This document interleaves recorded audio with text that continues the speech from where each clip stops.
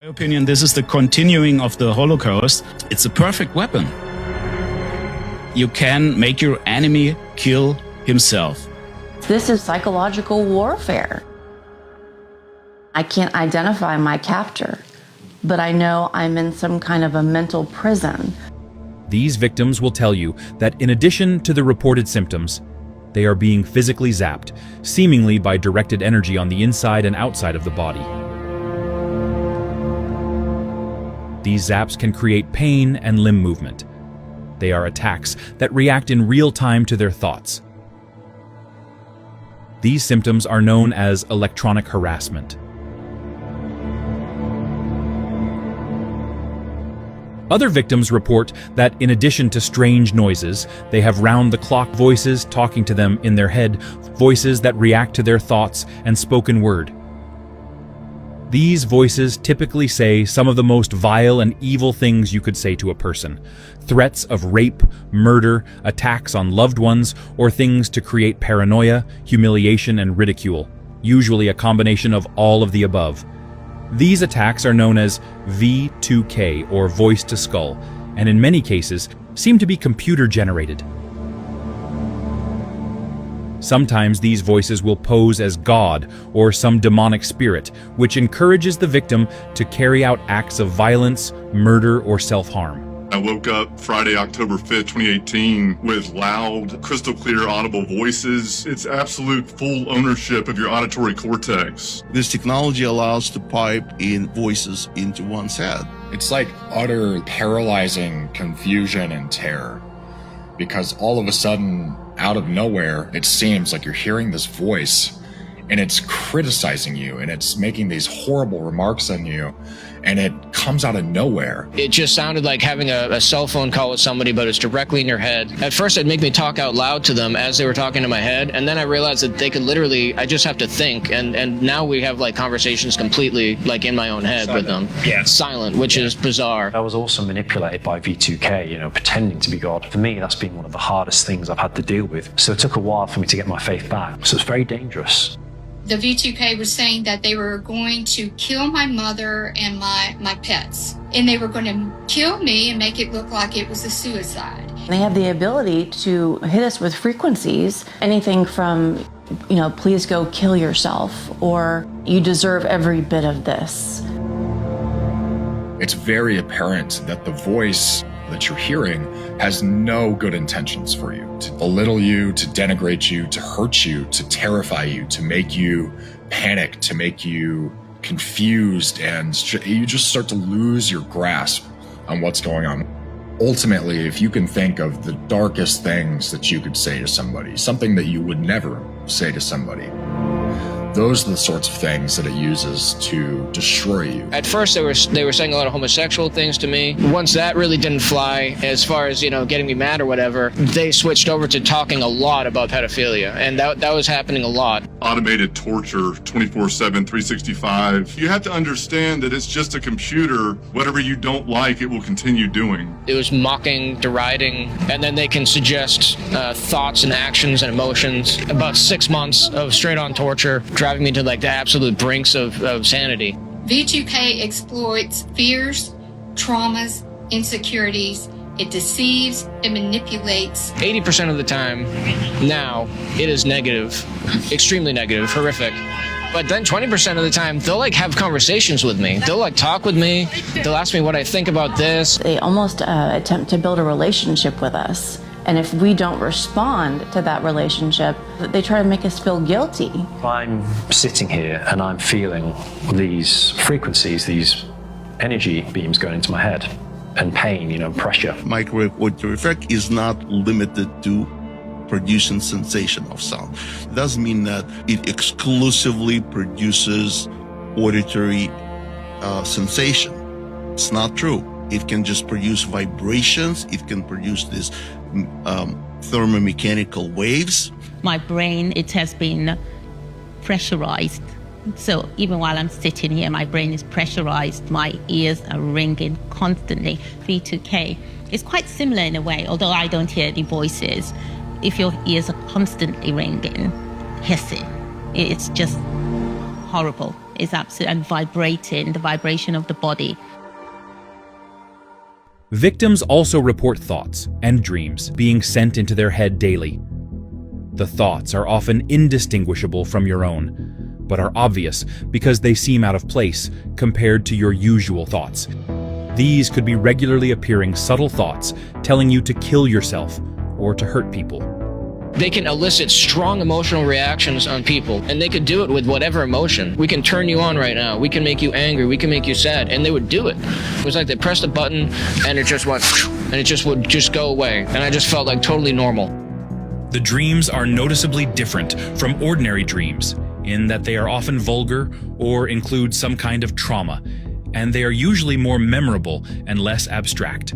I was aware for a while that my dreams were being influenced. It's very, very clear that they're using dreams to reinforce the programming, to program the unconscious mind. I'm getting the same thing, some kind of like trauma dream where there's like something goes really wrong. There's a lot of war themes, sick themes, things I wouldn't even want to talk about. It's some kind of catastrophe. A lot of that is to traumatize you even when you sleep, because remember, this is trauma-based mind control. These special dreams are dreams where you can remember the most part of it at the next day.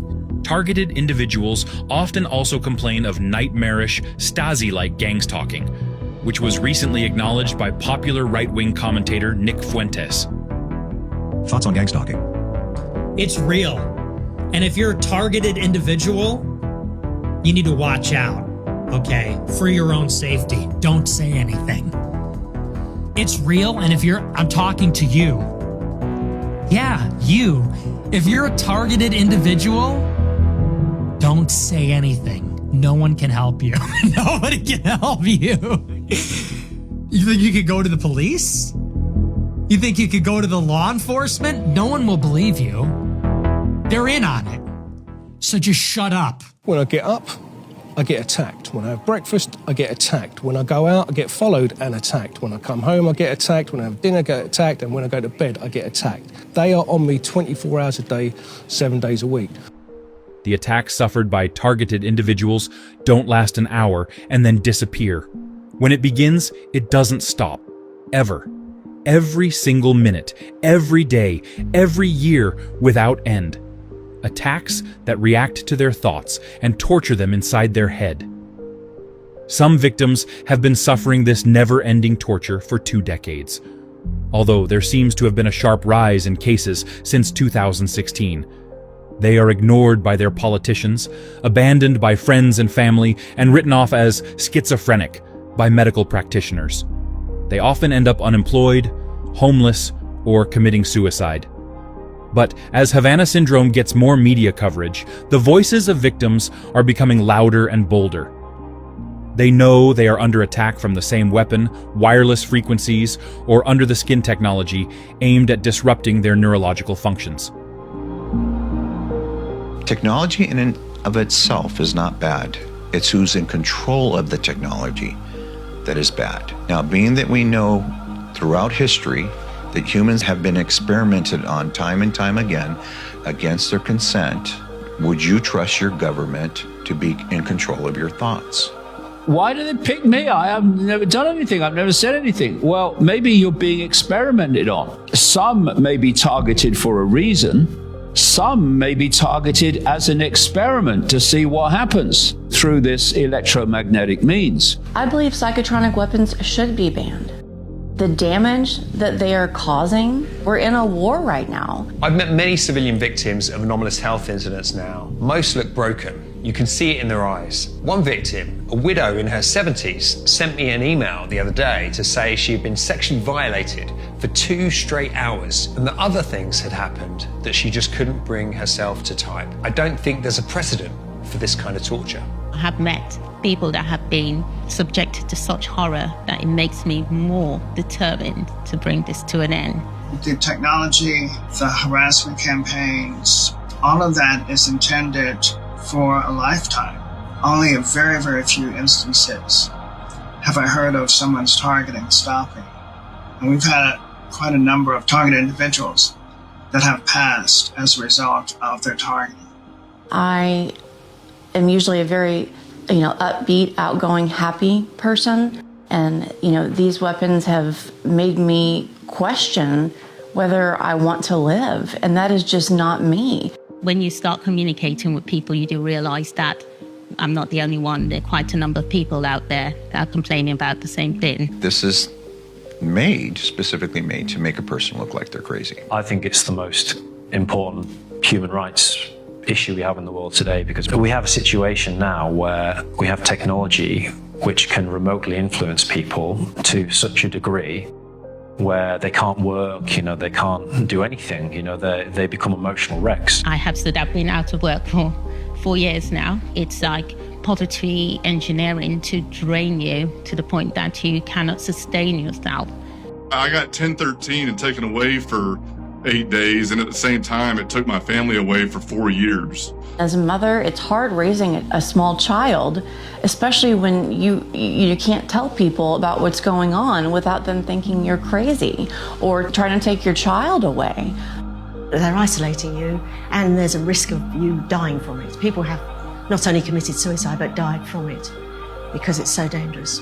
It's an extremely horrible torture, ultimately to isolate you and drive you to suicide, or cause you to inflict harm on someone or reach out and do something stupid. Over a period of time, going through this for years and years and years, you know, it'll wear a person down. It really will drive you to the very bottom. With this technology, you can torture a person at home. The person doesn't have to leave the home. You can do everything. You can kill the person. You can keep him from sleeping for weeks. Then he goes to the psychiatry. I couldn't trust what I was hearing. I couldn't trust what I was seeing at times. It makes me feel like I'm in the outside of an inside joke. These are highly covert, highly illegal, and they're invisible, which makes it extremely hard to prove. The trauma that this experience induces, not only from being denied that it exists and your family and friends not understanding and turning against you, the authorities not listening to the cries and pleas of what you're going through, so you're kind of you're isolated. I'm blindfolded, and I had the inability to see who's doing this to me. When people come out and say, this is happening to me, and they tell their stories, most people don't listen and they dismiss by reflex action. That gap must be bridged if we're going to do something about this. Every year would go by, I kept thinking, well, it should be over after the 2-year mark. So now here I am at 7.5 years, and it's obvious there's no end in sight. You know, it's just a horrible thing to go through. It's unbelievably horrible, and I don't know, I want it to stop.